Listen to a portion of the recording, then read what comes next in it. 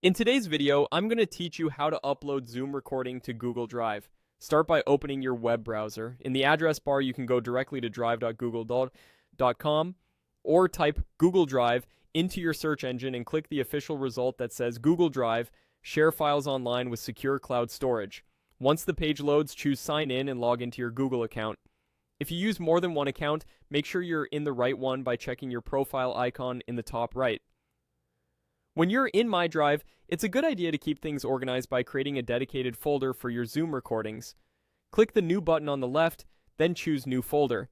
Give the folder a clear, specific name, something like Zoom Recordings, or include a date or project name so you can find it easily later.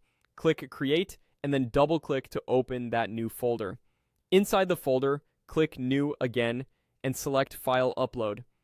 This will open your computer's file browser. Zoom typically saves local recordings in a folder named Zoom, often inside your Documents folder. If you don't see it right away, look in Documents or perform a quick search for Zoom within your file browser. Open the Zoom folder, then open the subfolder that matches the meeting date and time for the recording you want.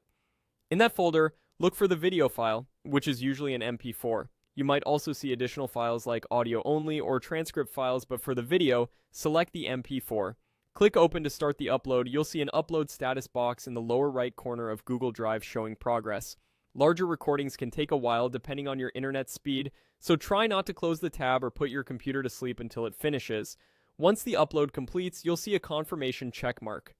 Google Drive may take a bit longer to process the video, so it can be previewed online. That's normal. When processing finishes, you can double-click the file in your folder to play it right in Drive. If you plan to upload more recordings regularly, consider keeping them all in the same folder to stay organized. And as a quick tip, if you prefer, you can also drag and drop files directly into this folder in your browser to upload them. That's it.